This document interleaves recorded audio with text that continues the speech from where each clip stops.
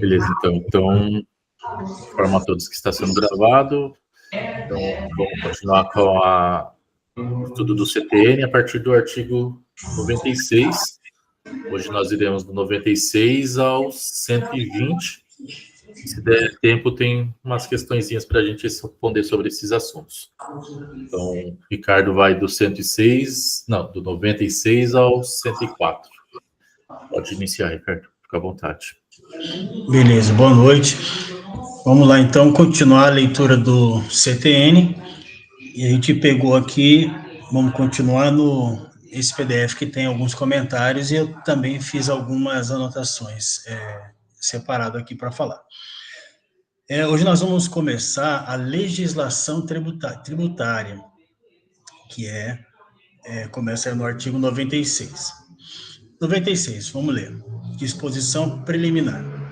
A expressão legislação tributária compreende as leis, os tratados e as convenções internacionais, os decretos e as normas complementares que versem, no todo ou em parte, sobre tributos e relações jurídicas a eles pertinentes. Comentário do professor.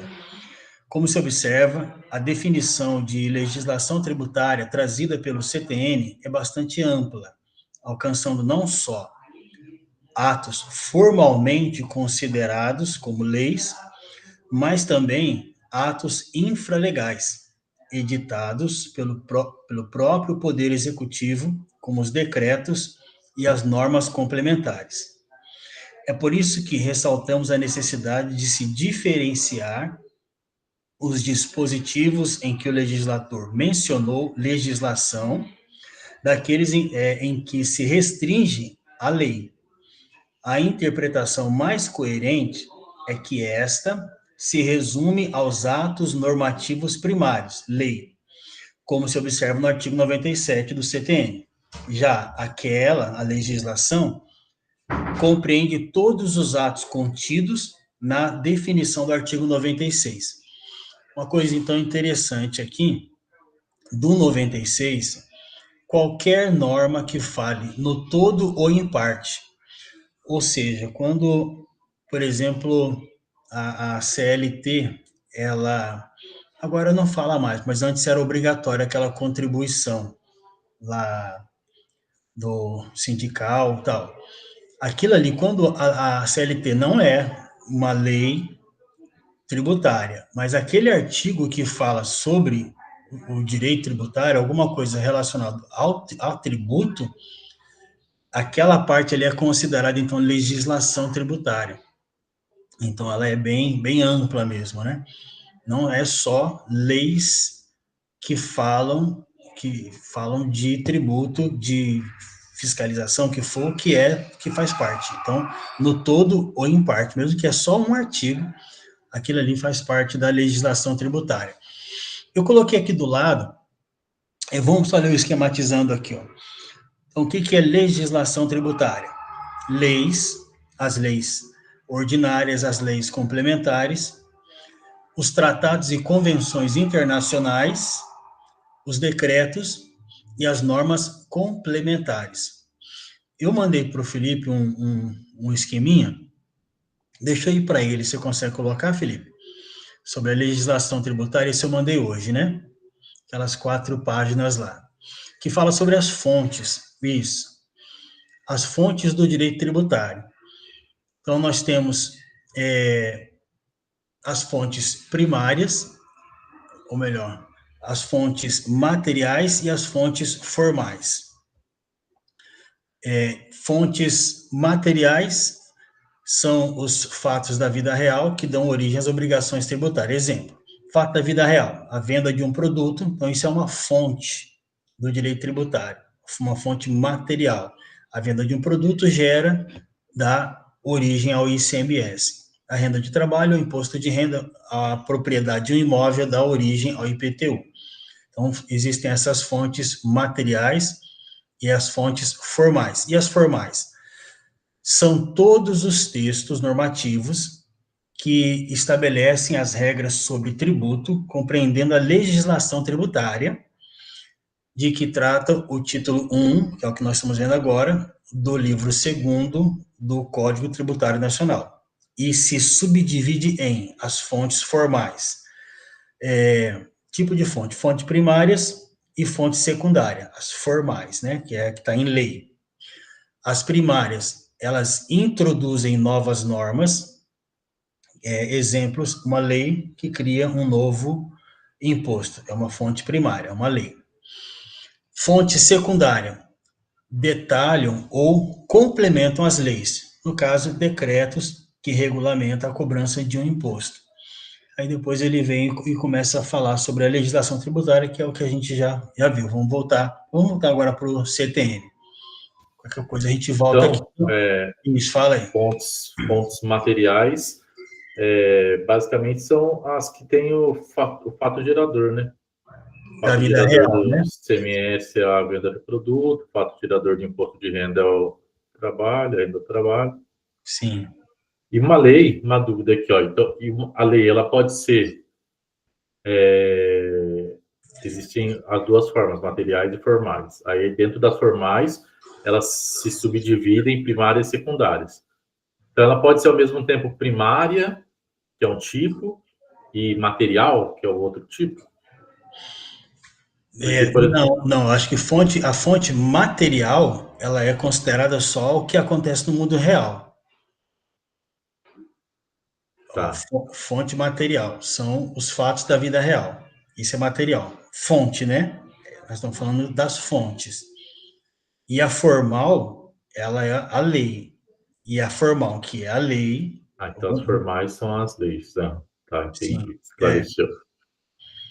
Tá. Aqui tem um outro também, só para complementar. Cadê? Aqui, ó. Que fala quais são as primárias e as secundárias. Né? Então, sim, as primárias são as leis e os tratados e convenções, são consideradas primárias.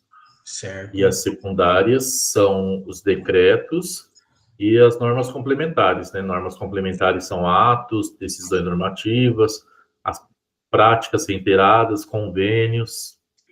Legal. Então, existem Você vê que essa divisão aí.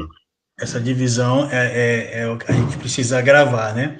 É importante. Então, primária, lei, tratado. Leis e tratados.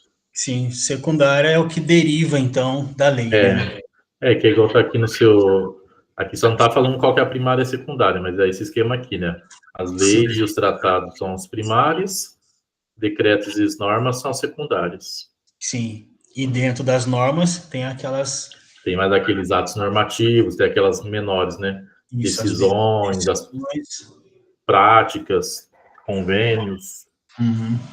Legal. Beleza. Então, vamos lá. Leis, tratados e convenções internacionais e decretos. Artigo 97. Somente a lei pode estabelecer. Quando a gente fala somente a lei, depois nós podemos esmiuçar mais isso. Por quê? Porque existem coisas que qualquer lei ordinária ela pode estabelecer, mas tem coisa que a Constituição ela especifica que é uma lei complementar que tem que estabelecer. Aqui o CTN só falava lei. Somente lei pode estabelecer o quê? A instituição de tributos ou a sua extinção. Então, é só lei que pode instituir um tributo ou extinguir um tributo. 2. A majoração de tributos ou sua redução, ressalvado o disposto nos artigos 21, 26, 39, 57, 65, que é aquela questão lá das alíquotas, que é majorar as alíquotas. 3. O que tem que ser por lei? A definição do fato gerador da obrigação tributária principal, ressalvado o disposto no inciso 1 do parágrafo 3º do artigo 52 e do seu sujeito passivo. Para definir o fato gerador é lei. 4. A fixação da alíquota do tributo e da sua base de cálculo, ressalvado nos artigos 21, 26, 39, 57 e 65. 5. A combinação das penalidades para as ações ou omissões contrárias a seus dispositivos ou para outras infrações nela definidas. 6. As hipóteses de exclusão, suspensão e extinção de créditos tributários, ou de dispensa ou redução de penalidades. Tudo isso precisa de lei para fazer. Parágrafo 1º. Equipara-se a majoração do tributo à modificação de sua base de cálculo que importe em torná-lo mais oneroso. Tornou o tributo mais oneroso quando você aumenta vamos ler de novo? A majoração do tributo, a modificação da sua base de cálculo. Então, modificou a sua base de cálculo de maneira que importe torná-lo mais oneroso. E o que não é majoração? Parágrafo 2º. Não constitui majoração do tributo, então não precisa de lei, para os fins do disposto do inciso 2º deste artigo, a atualização. Então, uma fala que é uma modificação da base de cálculo, isso é aumentar. Modificou a base de cálculo de forma que onere, e o outro é a atualização do valor monetário da respectiva base de cálculo. Então, só atualizou 0 tantos por cento. Então, isso não é considerado majoração. Comentário. No artigo 97 do CTN, o legislador disciplinou os temas que devem ser regulados por meio de lei ou ato normativo com força de lei, como as medidas provisórias. Vale ressaltar que a CF de 88 não recepcionou a alteração da base de cálculo do Imposto de Importação, do Imposto de Exportação, do IPI e do IOF, do princípio da legalidade. Então, vale ressaltar que a Constituição, ela não excepcionou, né, não abriu mão, vamos dizer assim, da alteração da base de cálculo desses impostos, do princípio da legalidade, mas apenas as alíquotas, desde que atendidas as condições e os limites estabelecidos em lei. Depois eu vou ler uma anotação sobre isso. Equipara-se a majoração, modificação da base de cálculo, que torne o tributo mais oneroso. Aqui eu estou gravando assim, falou modificou a base de cálculo, opa, então, e tornou mais oneroso, isso aqui precisa de lei. E o outro, que não é majoração, é uma atualização do valor monetário. Observação. Na prática, funciona assim, por exemplo, o IPTU, a base de cálculo dele é o valor venal do imóvel. Então, certo. Por exemplo, vamos supor que a base de cálculo lá seja uma alíquota de 4%. Então, 4% em cima do valor venal do imóvel. Sim. Modificar a base de cálculo é modificar esse cálculo de 4%. Eu vou aumentar para 4,5%. Aí isso é uma modificação da base de cálculo. Para isso precisa de lei. Agora, a atualização do valor monetário, todo ano a gente tem aquela tem a correção... Como se fosse o carro. O carro também, né? Do IPVA, do IPTU, depende do município. Cada município tem sua unidade fiscal, né? Certo. Então, por exemplo, Campinas tem a sua UFIC, né? Unidade Fiscal, não sei o que, de Campinas. Então, a unidade fiscal no ano 2025, ela vale R$ 3,55. Então, o valor venal do imóvel é calculado em cima, são X vezes esse 3,55, por exemplo. Aí, no ano que vem, eles mudam o valor dessa UFIC. E isso é uma atualização de valor monetário. Ela está corrigindo conforme a inflação. Certo. Então, essa correção conforme a inflação, para isso não precisa de uma lei, né? Agora, para mudar a base de cálculo, para mudar a forma como o cálculo é feito, aí precisaria de uma lei. Ficou bem entendido isso. Legal. Então, aumentou lá, até, por exemplo, vai dar aumento para o servidor, precisa de votação, né? Aquela coisa toda para aprovar, né? A porcentagem que vai dar de aumento. é a mesma coisa, né? Então, quer dizer, precisa de lei, ou no caso aí seria uma lei ordinária. Enquanto eu estou, vamos passar? Eu só estou olhando do lado aqui para eu ver que eu estou com a outra aberta para poder falar aqui também. Tá comendo um pedacinho ali em cima. Você vai. Vai começar daqui. Isso, é somente a lei, né? Somente a lei pode estabelecer. A instituição, a extinção, essa aí só está explicando, né? Majoração ou redução de tributos, definição do fato gerador, fixação da alíquota, combinação de penalidade, hipóteses de exclusão, suspensão e extinção dos créditos tributários. Depois, tudo isso aí a gente vai ver no CTN, né? O que é exclusão, suspensão e extinção, e dispensa ou redução de penalidades. Para o 98.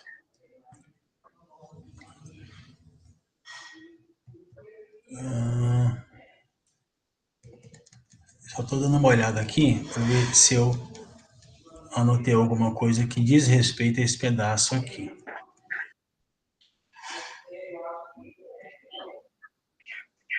Porque o professor aí, ele cita a medida provisória. Naquela minha anotação lá, eu coloquei, está mais no meio, a medida provisória em matéria tributária. Deixa eu ler esse pedacinho aqui, se o Felipe quiser achar, mas é rapidinho, só a medida provisória é naquele outro que eu mandei hoje. A medida provisória que implicar na instituição ou majoração de impostos só produzirá efeitos no exercício financeiro seguinte. Esse é o princípio da anterioridade. Se houver sido convertida em lei até o último dia daquele em que foi editada, que seria daquele que foi editada, o princípio da legalidade, que é medida provisória, ela só vale por um tempo, se ela não for convertida em lei, ela perde os seus efeitos. Quais são as exceções a essa regra aí, em relação a cobrar, que foi o que o professor colocou aí no comentário? Exceções à regra, o imposto de importação, esses aqui sempre cai esse tipo de questão. Quais são os que não respeitam, vamos dizer assim, a anterioridade, esse princípio, só pode cobrar o ano que vem, ou daqui 90 dias. Esses podem cobrar de imediato. É o II, o IE, o IPI, o IOF e o Imposto Extraordinário de Guerra. Então, é o imposto de importação, imposto de exportação, sobre produtos industrializados, que é o IPI, sobre operações financeiras e o IEG, o Imposto Extraordinário de Guerra. Aí fica mais fácil gravar só os nomes ali, né? O II, IE, IPI, IOF e o de guerra. Então, esses aí não precisam respeitar. Você tem aí uma anotação? Tem essa anotação aqui. Isso, olha lá. Olha lá. Nem a anterioridade, que é a anual, e nem a noventena. Então, esses aí são uns tributos, uns impostos poderosos, né? Vamos dizer assim. São os rebeldes, não respeitam ninguém. Então, II, IE, IOF, o empréstimo compulsório para fim de calamidade pública ou guerra e o imposto extraordinário de guerra. Então, o empréstimo compulsório nem tinha anotado aqui. Mas é só nesse caso, né? Bom, é os dois casos dele, calamidade pública e guerra. Tá, legal. Então, vamos voltar lá. Você vê que, assim, precisa de lei e ainda tem que respeitar, muitas vezes, esse período de anterioridade aí para entrar em ação. 98. Os tratados e as convenções internacionais revogam ou modificam a legislação tributária interna e serão observados pela que lhes sobrevenha. Aí teve uma mudança. O comentário. Da forma como foi redigido esse artigo 98 aí, o CTN colocou os tratados internacionais sobre matéria tributária em patamar superior à legislação interna, sendo capazes de revogá-la ou modificá-la. Embora a redação literal seja costumeiramente cobrada em concursos, é preciso ficar atento ao que entende a doutrina e o STF, que não vai ser abordado nesse comentário aqui. Então, normalmente cai o que está no CTN. O que está no CTN? Os tratados e convenções internacionais revogam ou modificam a legislação tributária. Não é a lei tributária. Você vê que aí está falando da legislação. Mas tudo bem. A legislação tributária interna e são observadas pelo que lhes sobrevenha. Aí, aqui eu acho que eu coloquei alguma coisa sobre isso daí. Deixa eu ver se veio para cá ou não. Isso é importante. Se o Felipe tiver alguma coisa. Não, estou vendo aqui que eu acho que teve uma pergunta dessas que eu mandei hoje, que falava disso daí, que eu errei por causa disso daí. Ah, sim. Falou, mas Aqui, ó, tinha alguma coisa aí. tem um quadro comparativo aí, naquele outro, a respeito da espécie normativa, o fundamento, o status dela e a consequência, naquele outro que eu mandei. Vê se você consegue colocar ele aí. A espécie normativa, um quadrinho no meio aí. Na primeira página ainda. Os tratados e convenções em matéria tributária. Isso, esse daí, ó. Aí. Então, tratados e convenções em matéria tributária, tem lá o julgado ali e tal, do STF. Como é que ele é recebido? Em matéria tributária, como lei ordinária. E a consequência, elas revogam ou modificam legislação interna anterior e sofre alterações ou revogação pela legislação interna posterior. Então, houve o tratado, um acordo, né, em matéria tributária, vai mudar o que está para trás. Porém, como é uma lei ordinária, qualquer lei ordinária nossa aqui muda também aquele tratado, aquela convenção. Ela vai ser revogada pela legislação interna nossa, posterior, que vem depois. Os tratados e convenções em matéria tributária, falando do CTN, o artigo 98, também tem um julgado aí. Como é que ele é recebido? De forma supralegal. Supra é mais, né? Supralegal, acima da lei. Elas revogam, modificam a legislação tributária interna e serão observadas pela que lhes sobrevenha. Então, você vê que tem uma diferença aí, que é essa do CTN, agora tem que ver, eu não sei qual é a diferença da de cima, do jogado ali de cima, porque os dois é tratados e convenções em matéria tributária. Depois, o próximo, esse aí eu vou ficar na lacuna. Tratados de direitos humanos aprovados por 3/5. Já lembrei aqui, ou qual que é a explicação, viu? A de cima, a questão do CTN. Por quê? Porque o CTN, ele é uma lei ordinária, esse tem um quadrinho, eu acho que deve ter um desenho aqui. O CTN é uma lei ordinária que foi recepcionada pela Constituição com status de lei complementar. Então, para mudar qualquer coisa do CTN, precisa de uma lei complementar, que é aquela que precisa de maioria absoluta, que é a maioria de todos ali do legislativo. Já a outra de cima aí, ela é ordinária, então não precisa de qualquer lei, muda. Já o que está no CTN, não. O que está no CTN, lei complementar. E tem alguma coisa que eu tinha notado sobre isso também. Conseguiu pegar isso que eu entendi? Mais ou menos. Deu para entender, o STF e o CTN, cada um meio que cada um tem uma visão, né, diferente sobre os tratados e convenções. Eu acho que o que é tratado de convenção com base no artigo 98, para mudar aquilo do que está aí no 98, só por lei complementar. tem o outro quadro logo abaixo desse aqui, ó, leis complementares e ordinárias. Naquela parte ali, ó, alteração do CTN. Isso. A alteração no CTN depende de lei complementar, pois o CTN tem status de lei complementar. Então, é mais difícil para alterar um tratado que está baseado no artigo 98. Agora, for um tratado que não está baseado no artigo 98,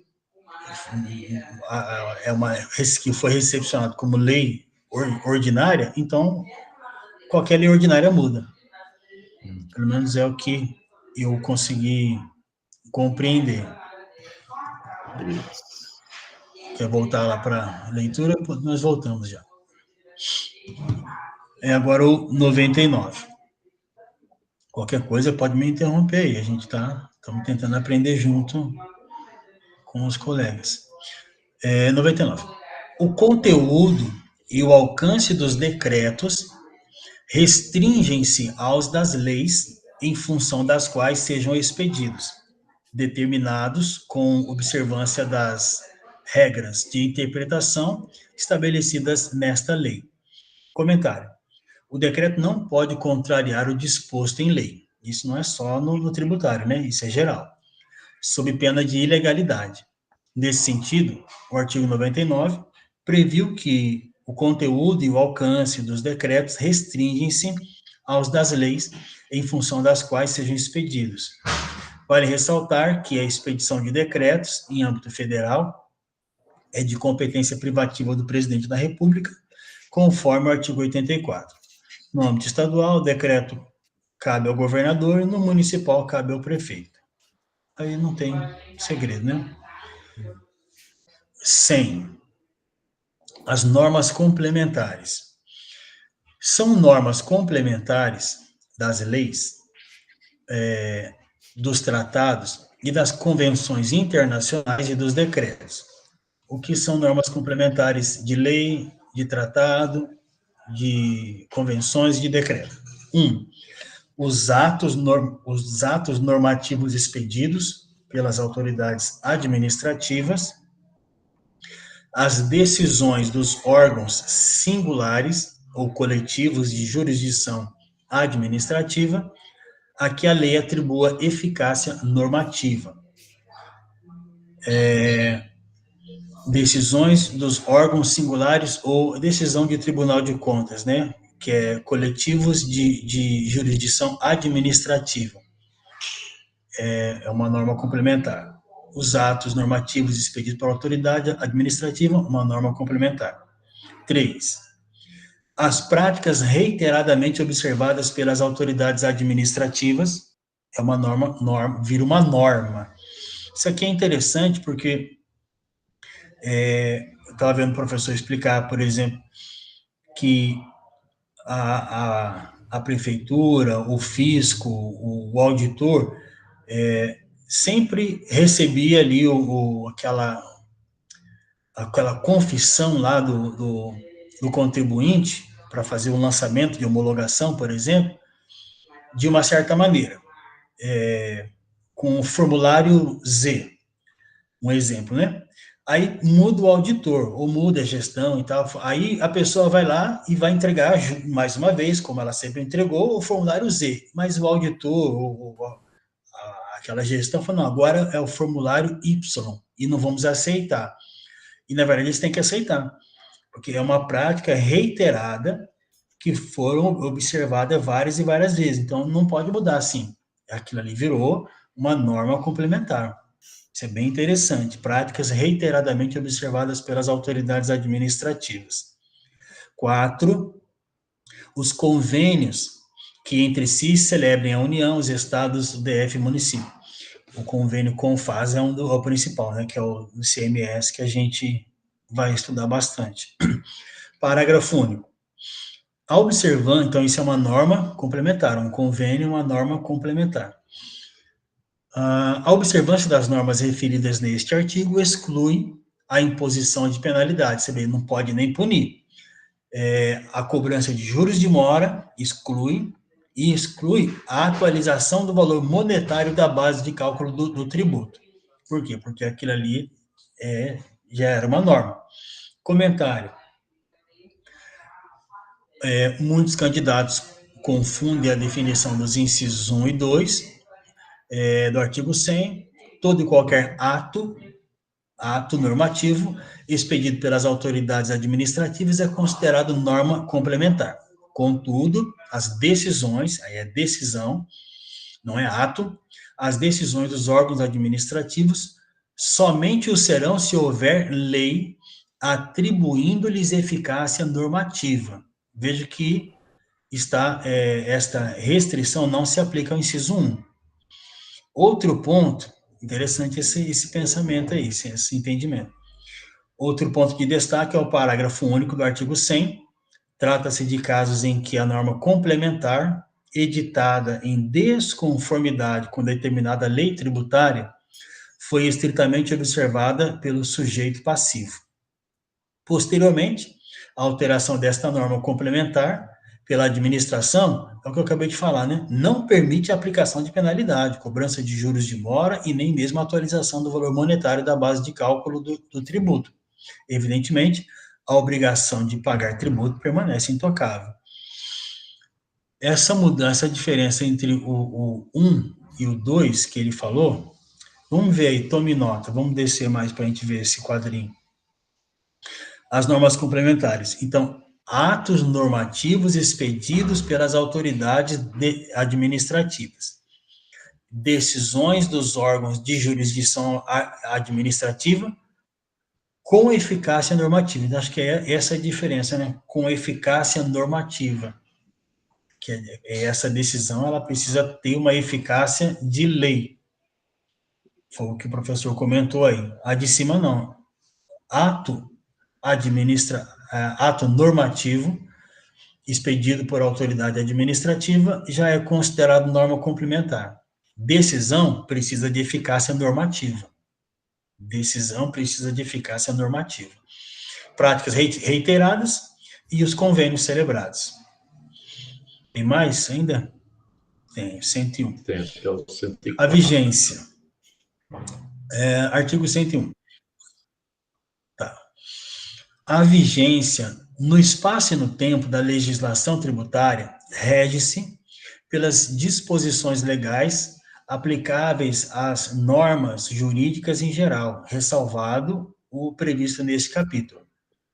A vigência no espaço e no tempo rege-se tal. 102. A legislação tributária dos estados, do DF e dos municípios vigora no país, fora dos respectivos territórios, nos limites em que lhe reconheçam extraterritorialidade os convênios de que participem, ou do que disponham esta ou outras leis de normas gerais expedidas pela União. 103.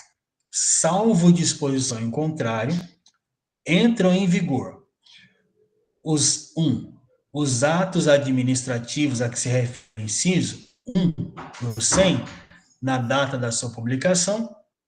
2. As decisões, isso aí até caiu uma questão esses dias, que a gente fez. As decisões a que se refere o inciso 2º, decisão com efeito normativo, quando é que ela entra em vigor? Quanto aos seus efeitos normativos, 30 dias após a sua publicação, e os convênios a que se refere, o inciso 4º, na data neles prevista.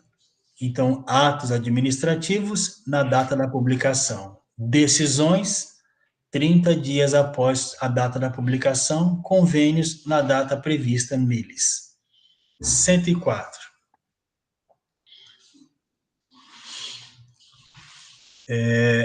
Entram em vigor no primeiro dia do exercício seguinte. Eu lembrei aqui de uma questão, deixa eu só falar isso daqui. Eu estava trabalhando na prefeitura de Campinas por um ano e pouquinho, antes de eu estar onde eu estou, e no departamento de gestão predial, e na parte de compras. Então, tinha algumas empresas que elas optavam por pagar o ISS elas prestavam serviço aqui, mas elas eram de São Paulo, por exemplo. Então, tinha algumas que pagavam o tributo aqui, o ISS, e tinha algumas que iriam pagar lá, porque lá estava melhor para eles, sabe? Não exatamente em São Paulo, mas onde estava a empresa, porque lá o tributo era a alíquota lá, né? Era menor. Ou às vezes era igual, e eles, enfim, pagavam lá, apesar do serviço acabar sendo prestado aqui. Então, a gente tinha que fazer ali, na hora de fazer a nota, tal, a recepção ali, para mandar para liquidação, o que for, precisava colocar isso. Tinha que anotar se estava retendo ISS aqui, ou se ele ia ser retido lá naquela outra cidade. Assim. Então, você vê que aquela lei do município tal estava valendo para o nosso aqui. E a mesma coisa, a empresa de fora estava pagando aqui, porque a nossa lei aqui também estava valendo para eles lá. Então, é como se fosse assim um acordo, né? Então, eu lembrei desse caso aí com esse artigo 103.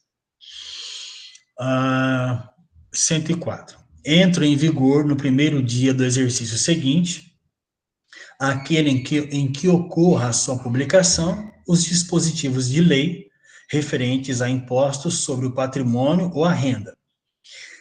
Que, isso aqui já teve algumas mudanças, se eu não me engano, mas vamos ler rapidinho. Que institui ou majoram tais tributos, patrimônio e a renda, o que institui ou majoram, que definem novas hipóteses de incidência, que extinguem ou resultem ou reduzem isenções, salvo se a lei dispuser de maneira mais favorável ao contribuinte e observado o disposto no artigo 178, que extingue ou reduz isenção. Comentário.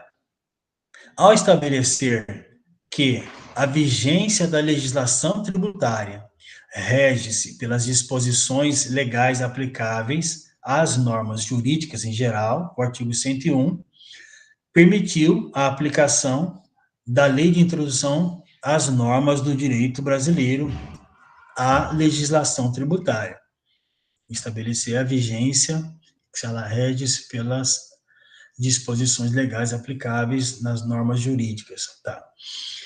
Quanto ao artigo 102, o legislador definiu que a legislação tributária pode vigorar fora do território do ente que a editou, em casos de convênios celebrados pelo ente federado, ou nos casos em que dispuser as normas gerais expedidas pela União, como, por exemplo, temos o artigo 120 do próprio CTN, nos casos de desmembramento territorial, do qual se constitui nova pessoa jurídica, que irá aplicar a legislação tributária do ente que teve seu território desmembrado, até que entre em vigor a sua própria. Em relação ao 103, podemos esquematizar as regras de vigência da seguinte forma, que são os atos, a gente até frisou isso, né? Atos normativos, quando entra em vigor, da data da publicação. Ato normativo, ato na data da publicação. Decisões administrativas, decisões 30 dias após a publicação, decisões 30 dias após. E convênios na data neles prevista. Por último, cabe ressaltar que o artigo 104 do CTN foi elaborado à luz da emenda constitucional de 65, não se confundindo com o princípio da anterioridade anual, que está na Constituição, no 150. Para alguns doutrinadores, trata-se de regra especial de vigência para leis relativas apenas aos impostos sobre o patrimônio ou a renda. Para outros, os incisos 1 e 2 não se compatibilizam com a Constituição, não tendo sido recepcionados por esta. De qualquer modo, é importante memorizar as distinções entre o artigo 104 e o princípio da anterioridade anual para se prevenir contra eventual cobrança em provas. Aí ele coloca aí o CTN e o que fala a Constituição. No CTN, aplica-se apenas aos impostos, essa questão de não poder cobrar nesse ano, só depois do primeiro dia do exercício seguinte. O CTN diz que aplica-se aos impostos sobre patrimônio e renda. Já a Constituição diz que aplica-se aos tributos em geral, todos, menos aqueles lá, o I, o IE, o IPI, o IOF e o de guerra lá, empréstimo compulsório, caso de calamidade e de guerra. No CTN, refere-se à entrada em vigor da lei, na Constituição, refere-se à eficácia da lei. No CTN, aplica-se apenas aos impostos sobre patrimônio e renda, e, aqui repetiu, né? Lá aplica-se aos tributos em geral. Acho que é isso. Isso. Aí agora a Dara vai fazer do 105 ao 113. Isso. Quer ir lendo por esse PDF aqui mesmo? Pode ser, a gente pode continuar. Isso. Aplicação da legislação tributária. Artigo 105. A legislação tributária aplica-se... Meu áudio tá bom? Uhum. Então, aplica-se imediatamente aos fatos geradores futuros e aos pendentes, assim entendidos aqueles cuja ocorrência tenha tido início, mas não esteja completa nos termos do artigo 116. Artigo 106. A lei aplica-se a ato ou fato pretérito. Só para resumir, o artigo 105. O artigo 105, ele fala que a lei tributária vale para frente, fatos futuros, e também ele alcança fatos pendentes, que é quando o fato gerador começou, mas ainda não terminou. Artigo 106. A lei aplica-se ao ato ou fato pretérito. Em qualquer caso, quando seja expressamente interpretativo, excluída a aplicação de penalidades à infração dos dispositivos interpretados. Tratando-se de ato não definitivamente julgado, quando deixa de defini-lo como infração, ou quando deixa de tratá-lo como contrário a qualquer exigência de ação ou omissão, desde que não tenha sido fraudulento e não tenha implicado em falta de pagamento de tributo, C, quando lhe comine penalidade menos severa que a prevista na lei vigente ao tempo da sua prática. Bom, então o artigo 106, ele fala da lei, que ela pode ser aplicada retroativamente, para trás, mas só em 3 casos, se foram aqueles que a gente citou: se deixar de considerar um ato como infração, se deixar de considerar um ato como irregular e se reduzir a penalidade. Artigo 107. Interpretação e integração da legislação tributária, né? Artigo 107. A legislação tributária será interpretada conforme o disposto deste capítulo. Artigo 108. Na ausência de disposição expressa, a autoridade competente para aplicar a legislação tributária utilizará sucessivamente na ordem indicada: 1. A analogia. 2. Os princípios gerais de direito tributário. 3. Os princípios gerais de direito público. 4. A equidade. Primeiro, o emprego da analogia não poderá resultar na exigência de tributo não previsto em lei. O emprego da equidade não poderá resultar na dispensa do pagamento de tributo devido. Então, o que ele quer dizer? Quando a lei não for clara ou não existe regra específica, a autoridade deve usar um desses critérios: analogia, princípios gerais de direito, princípios gerais de direito público e equidade. E tem que ser... E existe uma sequência também, né? Essa priorização também, né? Primeiro analogia, depois direito tributário. Eu tinha entendido isso. Então eles têm que andar juntos, não pode ser um ou outro. Não, sucessivamente na ordem. Tem que andar juntos. Então ele tem que respeitar essa ordem. Primeiro por analogia, depois tributário, depois público, depois equidade.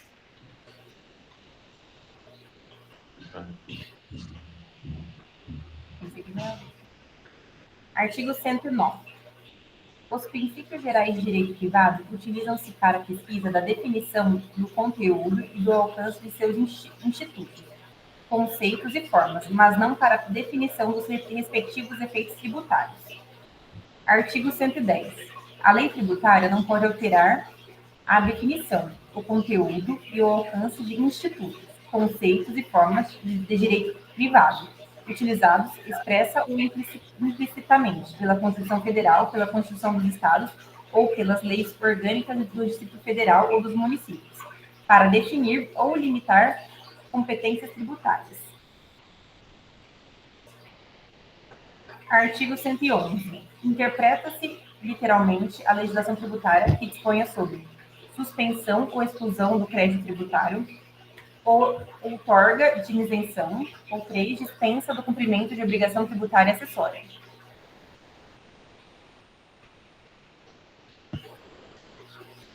Artigo 112.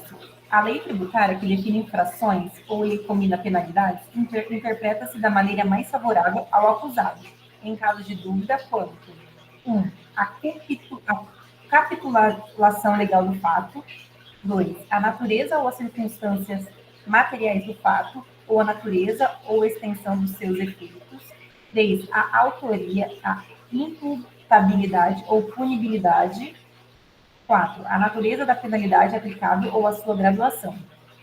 Aí esse comentário está interessante. Ó. A interpretação mais favorável ao acusado só pode ocorrer se estiverem presentes as seguintes condições. Então, eu entendo também que aqui tem que ser sucessivamente. Certo? Aqui eu acho que pode ser uma ou outra. Sejam presentes as seguintes condições: a lei tributária que define infrações ou lhe impõe penalidades, dúvidas quanto aos aspectos. Acho que tem que ter os dois, então. Eu acho que tem que ter os dois critérios. Tem que ter os dois critérios.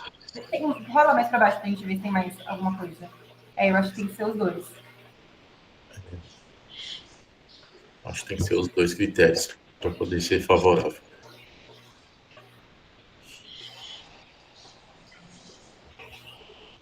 Artigo 113. Esse eu acho que cai bastante nas questões, não só de fiscal, mas de outros cargos também. Fala sobre obrigação tributária principal ou acessória. Obrigação principal. Surge com a ocorrência do fato gerador, tem por objeto o pagamento de tributo ou penalidade pecuniária e extingue-se juntamente com o crédito dela decorrente. A obrigação acessória decorre da legislação tributária e tem por objeto as prestações positivas ou negativas, nelas previstas ou no interesse da arrecadação ou da fiscalização dos tributos. A obrigação acessória, pelo simples fato da inobservância, converte-se em obrigação principal, relativamente à penalidade pecuniária. Aí eu trouxe alguns exemplos. Exemplos de obrigação acessória. Não, vamos começar pela principal. Obrigação principal, que é pagar tributo ou multa. Exemplos de obrigação principal: IPTU, ICMS, ISS. Então, é pagar algum tributo ou multa, o ato de pagar um tributo ou multa. E acessória, é um dever administrativo, de fazer ou não fazer ligado à fiscalização. Exemplos: emitir nota fiscal, de mercadoria ou de serviço, entrega da declaração de imposto de renda, registrar funcionário na CFIP, GFIP, guardar livros contábeis e fiscais. Se a empresa não cumpre ou a pessoa não cumpre uma obrigação acessória, isso vira uma obrigação principal de pagar multa correspondente. Por exemplo, a declaração acessória, declarar imposto de renda. Se a pessoa não declara, vira uma obrigação principal, que é a multa de não declaração de imposto de renda.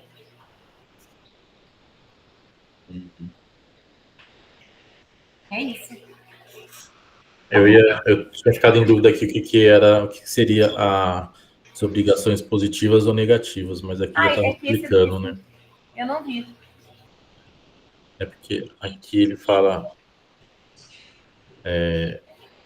cadê? Onde ele fala? Aqui, ó. Aqui na obrigação positiva ou negativa. As acessórias, existem as positivas e as negativas. As positivas são as fazer, e as negativas é deixar de fazer algo. Então, a obrigação positiva é a obrigação de fazer algo. Obrigação negativa, obrigação de deixar de fazer algo. Aí, se deixar de fazer, é mais ou menos assim, você permitir que o fiscal entre na sua loja, por exemplo. Você não faz nada, você só deixa. É. Beleza. Tem mais alguma coisa da sua parte que você quer falar, Dara? Não. Não? Beleza. Então, vou continuar da 114. Vamos seguir por aqui, já que a gente está aqui também. Então, 114, ele vai falar da definição do fato gerador.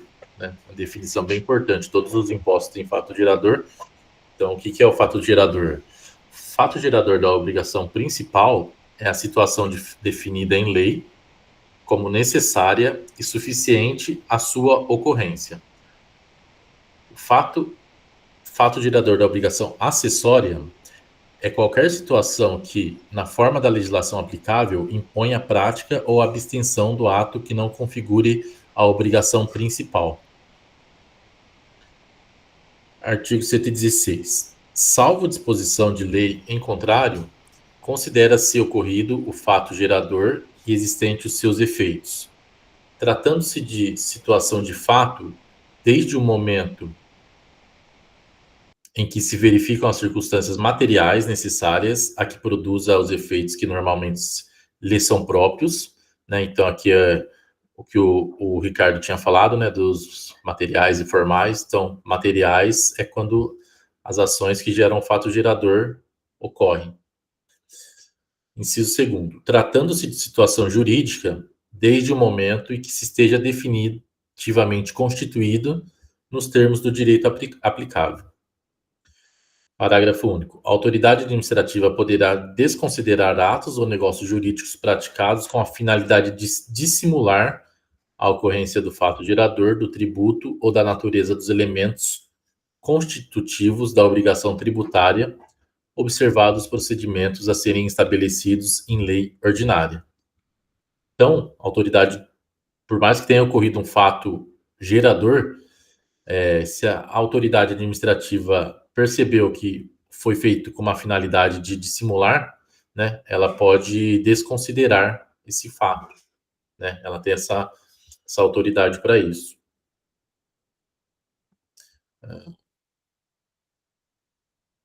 Deixa eu ler aqui do meu outro arquivo que eu acho melhor.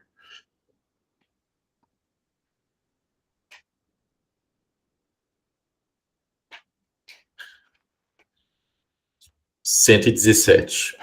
Para os efeitos do inciso 2º do artigo anterior, e salvo disposição de lei em contrário, os atos ou negócios jurídicos condicionais reputam-se perfeitos e acabados, sendo suspensiva a condição desde o momento do seu implemento e sendo resolutória a condição desde o momento da prática do ato ou da celebração do negócio.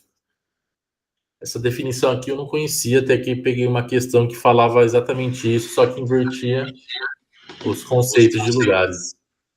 Então, colocava aqui, sendo resolutória a condição desde o momento do implemento, sendo suspensiva desde o momento da prática do ato. Então, tinha que conhecer esses dois incisos aqui para entender. Então, tendo essas duas condições, né, eles são considerados perfeitos e acabados, os atos jurídicos. Inciso 18, 118. A definição legal do fato gerador é interpretada abstraindo-se a validade jurídica dos atos efetivamente praticados pelos contribuintes responsáveis ou terceiros, bem como da natureza do seu objeto ou dos seus efeitos. 2. Dos efeitos dos atos efetivamente ocorridos. Então, aqui, eu tinha um comentário daqui, deixa eu ver. Aqui, numa das aulas anteriores, a gente tinha comentado daquele princípio que fala lá do princípio do pecunia non olet lá, que é o dinheiro não tem cheiro. Então, é baseado nesse artigo aqui, porque fala que, independente se for um dinheiro ilícito, né, por mais lá que o traficante tenha feito uma renda com a venda de drogas, por exemplo, né, se ele auferiu essa renda, ele vai ter que fazer a declaração da renda. Então, independente de qual seja a fonte desse dinheiro, ele tem que declarar, né? Então, isso daí é que fala da validade jurídica dos atos, né? Então, independente disso. Então, isso daí é esse termo aí jurídico que fala aí, princípio da pecúnia non olit, né? Dinheiro não tem cheiro. E tem também uma outra história tem uma historinha lá que fala que eu ouvi uma vez falando, né, que tinha um rei lá que queria taxar banheiros, alguma coisas assim, aí alguém questionou de que vai tarifar fezes, né? Ele falava que o dinheiro não tinha cheiro, independente de onde vinha. Então também tem a ver com esse conceito aí também. Existe essa história aí também que eu não conheço ela muito bem, só ouvi uma vez falando disso. Continuando aqui, então mais 2 artigos aqui para a gente terminar. Deixa eu ver, até o 120. Então, isso daqui é a definição do sujeito ativo, né? É bem importante aqui, né? Então, a gente viu aqui que a gente falou aqui da definição do fato gerador, falou da territorialidade, então são bem conceitos bem básicos aí dos tributos, esses que estamos estudando aqui. Agora a gente vai ver o sujeito ativo, depois na aula que vem o sujeito passivo. Então, sujeito ativo. Sujeito ativo da obrigação é a pessoa jurídica de direito público titular da competência para o exigimento do seu cumprimento. Ou seja, quem que é o sujeito ativo do IPTU, por exemplo? É a prefeitura, né? A prefeitura é a pessoa jurídica de direito público que ela é titular para competir, que ela pode exigir o cumprimento desse tributo. Então, quem vai receber o tributo é o sujeito ativo, né? Depois a gente vai falar do passivo, mas o passivo é a gente que está pagando, né, o tributo, nós somos o passivo. Quem está exigindo o tributo é o sujeito ativo. Artigo 120. Salvo disposição de lei em contrário, a pessoa jurídica de direito público que se constituir pelo desmembramento territorial de outra subroga-se nos direitos desta, cuja legislação tributária aplicará até que entre em vigor a sua própria. Então, aqui está falando mais no caso, por exemplo, aqui teve Hortolândia, ela se emancipou de Sumaré, né? Então, houve um desmembramento territorial. E aí, aqui fala que os direitos dela, a legislação tributária vai ser utilizada aquela ainda de Sumaré, até que entre em vigor a sua própria, né? Porque a gente já estudou aqui alguns artigos anteriores, que existe o princípio da anterioridade, que são coisas que só podem ser cobradas a partir do próximo ano de quando se publicou a lei, né? Então, para atender o princípio da anterioridade nesse caso, né? Ela vai utilizando a lei vigente já, né, do território de onde ela desmembrou.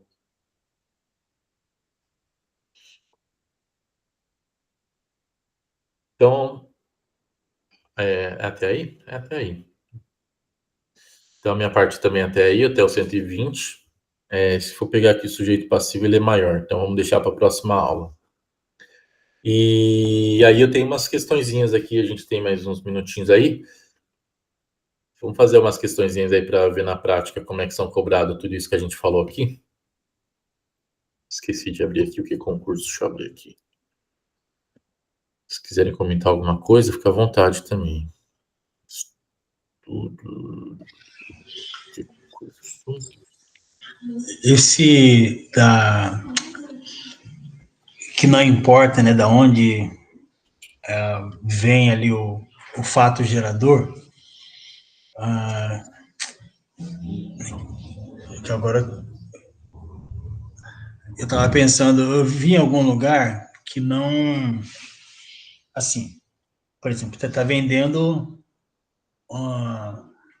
alguma coisa ali ilegalmente, não, mas não é um crime aquilo, né? Você está vendendo, sei lá, caneta e não está pagando o tributo. Então ali você não importa se está legal ou está ilegal, gerou o fato gerador. Aí depois a gente vai aprender isso. mas quando o cara é um produto de crime, o fato gerador ele ocorreu, mas isso é coisa de, tem decisão aí da justiça sobre isso. Pelo que eu me lembro, não vai cobrar o imposto, vai prender o cidadão, vai, enfim. Eu não sei como é que fica essa situação, mas que ocorreu o fato gerador, ocorreu. Isso não tem o que falar. Uhum. Nessa parte também fica bem complicado quando começa a misturar esferas diferentes, né? Daí você está falando de uma lei tributária, depois ela pode virar uma lei penal, né? Então depende ali onde a pessoa vai responder. Né? Tem todo esse entrelace entre as leis aí. Bom, vamos ver aqui algumas questões aqui. Não estão bem selecionadas, não. Só fui tentando selecionar pelos artigos que a gente ia estudar hoje, né? Que é do 96 ao 120. Vamos ver aqui qual que dá para a gente responder. Se tiver muito complicado, a gente passa para uma próxima questão. Vamos lá, primeira questão aqui, ó. Procurador jurídico. No que diz respeito à obrigação tributária principal, de acordo com o CTN, analise os itens. Então, a obrigação tributária, ela decorre da legislação tributária, tem por objeto pagamento do tributo, extingue-se juntamente com o crédito dela decorrente.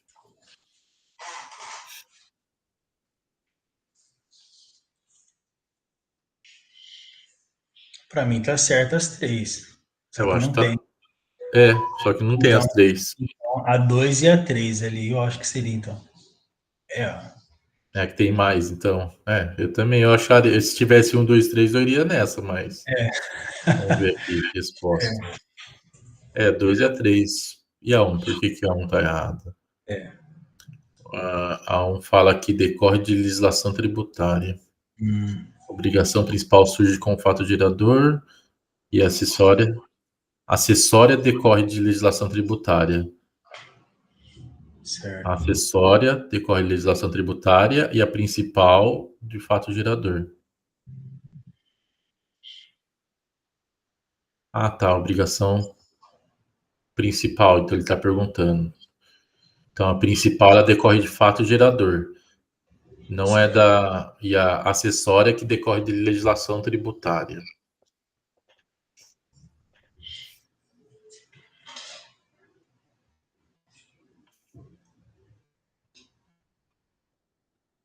Nossa, muito grande essa. Aqui, vamos ver essa aqui se dá. Fiscal tributário. Identifique as assertivas, certo ou errado.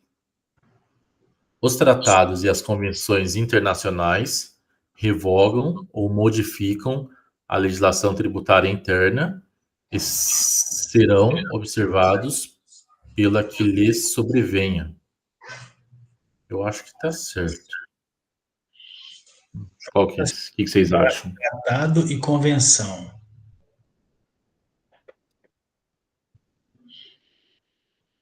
Eu acho que está certo. Pelo que eu lembro, o tratado e convenção, ela tem força para modificar a legislação interna. Agora, não lembro esse finalzinho aqui, ó. Serão observados pelas que lhes sobrevenham. Então, tinha uma diferencinha lá. Mas essa está certa, é isso mesmo. Aquela que é... Mas eu acho que está certo. Então, tirar essa alternativa aqui. A segunda. Os princípios gerais de direito privado utilizam-se para a pesquisa da definição, do conteúdo e do alcance de seus institutos, conceitos e formas, mas não para a definição dos respectivos efeitos tributários.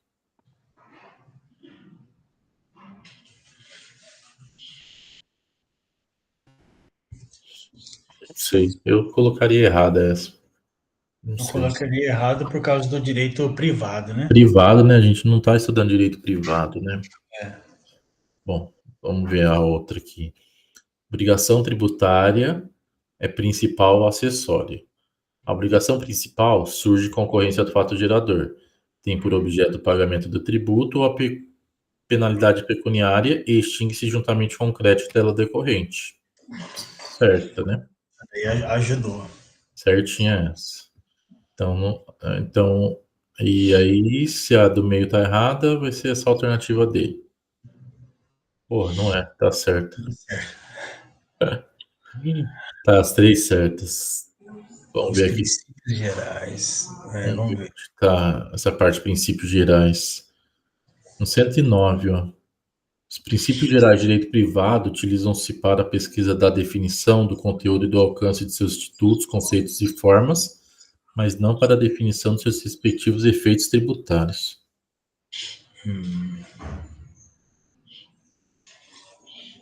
Caramba, deixa eu olhar aqui na lei aqui de novo para ver se associar com algum artigo anterior. Só 109. 109. Os princípios gerais do direito privado. Tá logo embaixo daquelas analogia, equidade e tal. Os princípios gerais do. Ah, tá. Ah, não, calma aí.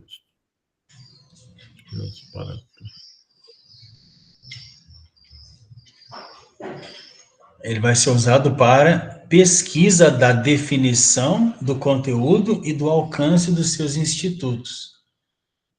Mas não vai ser usado para definir efeito tributário. Tributários, Efeitos tributários tem que ser esses daqui, né? Efeito tributário é o direito público. Agora, se não for o efeito tributário, aí pode ser utilizado os princípios do direito privado. Sim. Essa daí. Essa daí foi uma boa pegadinha.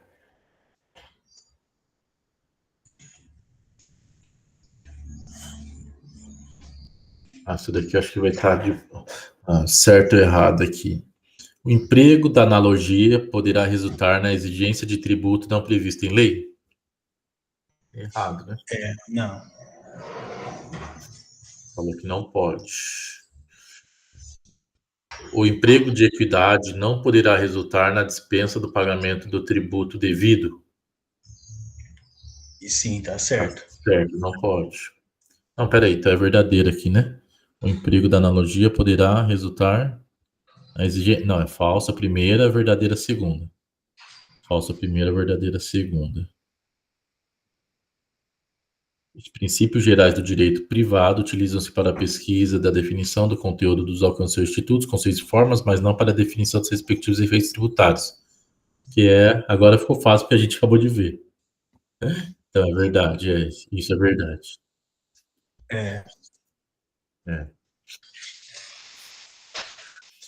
Vamos lá, mais uma aqui. Vamos logo para o final aqui, ó.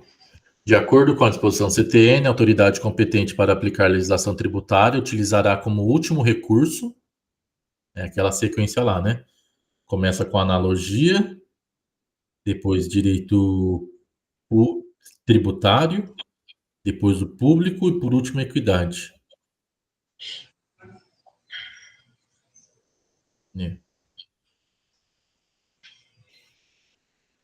Diretor fiscal do município 2024. Nossa. Tomara cair uma dessa em 2026 para nós. Sim. Sempre cai, né? Tem umas mais fáceis e outras mais difíceis. De acordo com o CTN, legislação tributária aplica-se imediatamente aos fatos geradores futuros e aos pendentes. Mas é correto afirmar que a lei aplica-se a fato pretérito quando deixar de definir como infração um ato não definitivamente julgado.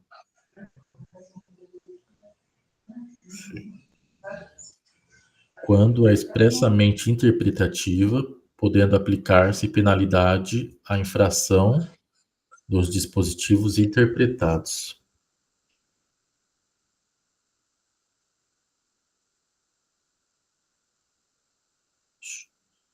C.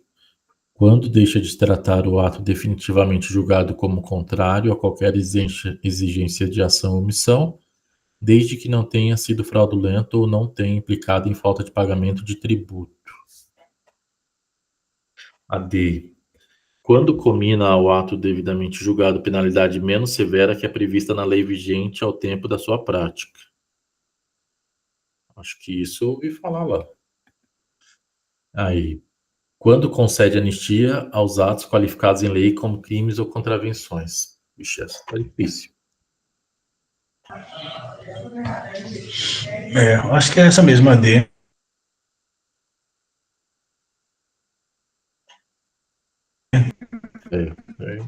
Achei bem difícil essa. A única que eu lembrei foi isso daí.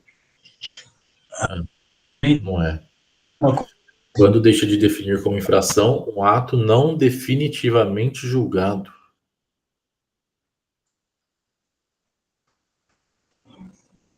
A lei aplica-se a ato, fato pretérito, né? Que é aquilo lá que a Dara falou, né? Do passado. Em qualquer caso, quando seja expressamente interpretativa, excluída a aplicação de penalidade. Então, se não tem aplicação de penalidade e é interpretativa, então pode aplicar fato passado. Quando não... e aí aqui, ó, dentro de ato não definitivamente julgado, tem mais 3 opções. Que é quando deixa de definir como infração, quando deixa de tratá-lo como contrário a qualquer exigência de ato ou omissão, desde que não tenha sido fraudulento ou tenha implicado falta de pagamento. Quando lhe comine penalidade menos severa que é prevista na lei vigente no tempo da sua prática. Quando lhe comine penalidade menos severa. Aqui tá falando mais severa? Menos severa. Quando comine ao ato definitivamente julgado, penalidade menos severa que é prevista na lei vigente ao tempo da sua prática. Não achei o erro da D.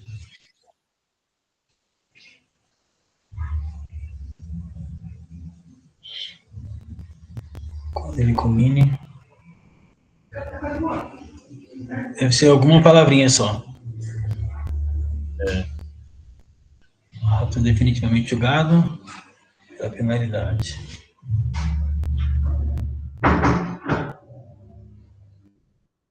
Não achei o erro da D. Vamos ver aqui se eu colocar no Gemini aqui para ver se ele acha.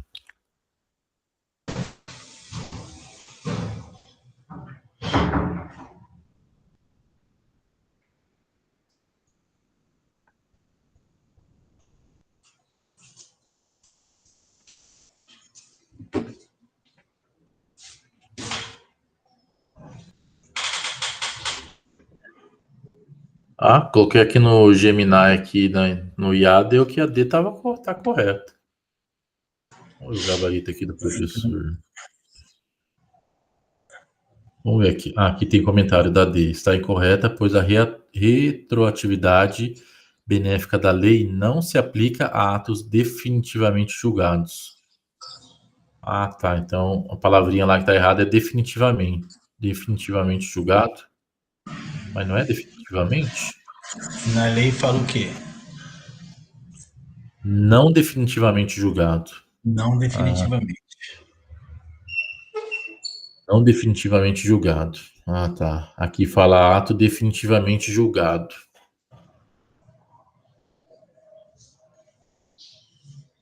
Faz sentido agora. Faz sentido porque se o ato ele tá julgado, é tipo como fosse um transitado e julgado. Não tem mais como você recorrer. Né? Não tem mais como você voltar atrás. A decisão já está batida.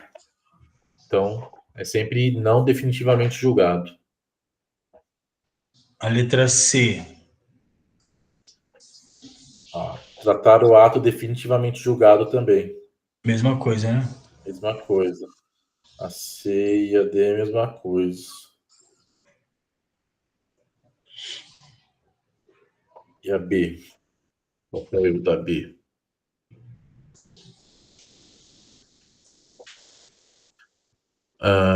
Porque o artigo 106, CTN, permite a aplicação de leis interpretativas a atos pretéritos, mas não pode aplicar penalidades. Quando é expressamente interpretativa, podendo aplicar penalidades à infração dos dispositivos interpretados. Tá, então não pode aplicar penalidade para ser interpretativa. Uhum. Se ela for interpretativa e não aplicar penalidade, ela pode ser aplicada a um fato pretérito. E o erro daí? Incorreta, porque a concessão de anistia não se aplica aos atos qualificados como crimes ou contravenções. Então, não, nem tem anistia aqui. Penalidade menos severa, infração, julgando. Nem fala de anistia aqui. Então, a letra A. Responder mais uma aqui para a gente finalizar. Com relação ao tema, analise os itens a seguir. Admite-se o uso de analogia desde que haja ausência de disposição expressa na legislação tributária? Acho que sim, né? Acho que sim. Quando não tem quando não está expresso, aí você vai usar uma daquelas 4 opções lá. Acho que a 1 está certo. Vou tirar aqui o que não tem. A 2. Os conceitos de direito privado, como propriedade e serviço, utilizados pela Constituição Federal, não poderão ser alterados por lei tributária para definir ou limitar competências tributárias. Essa não tem Ele está certeza. falando de outro jeito aquilo que a gente caiu já em 2 questões. É aquele que você não pode usar o direito privado para alterar a questão de lei tributária, mas para pesquisa, para definir não sei o que, ela pode. Acho que está certo. Conceitos também. de direito privados, vamos ver, vamos pular aqui essa parte que ele colocou no meio. Os conceitos de direito privados não poderão ser alterados pela lei tributária para definir ou limitar competências tributárias. Acho que está certo. Então, certo. E a 3. Normas tributárias que impliquem em renúncia fiscal interpretam-se extensivamente. Extensivamente? Literalmente. É isso que eu estou tentando entender. O que é esse extensivamente? Literalmente faz sentido. É exatamente como ela é. Então a 3 está errada. Então a 3 está errada. A 1 e a 2 está certo? É isso mesmo. Aqui tem algum comentário.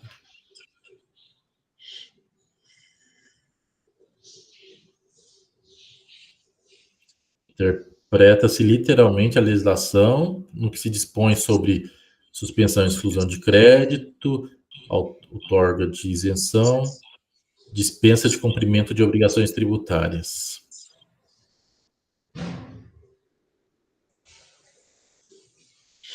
É isso aí.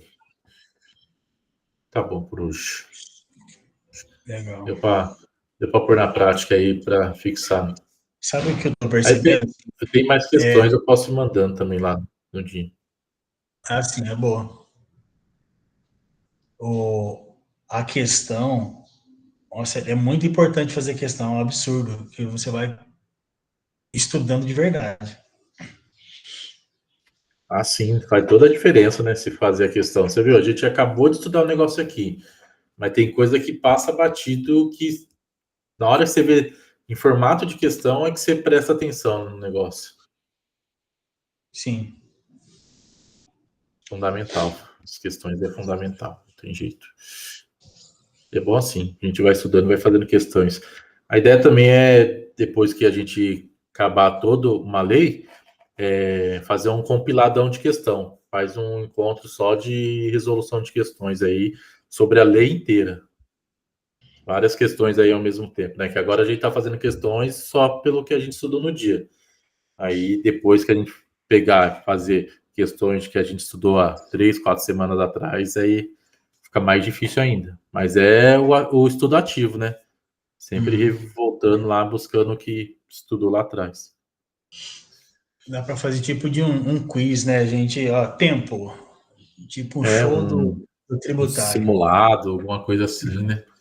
É, Todo mundo assim pegar uma parte da lei e buscar questões, elaborar questões, e aí junta tudo, vai dar como fosse um mini simulado.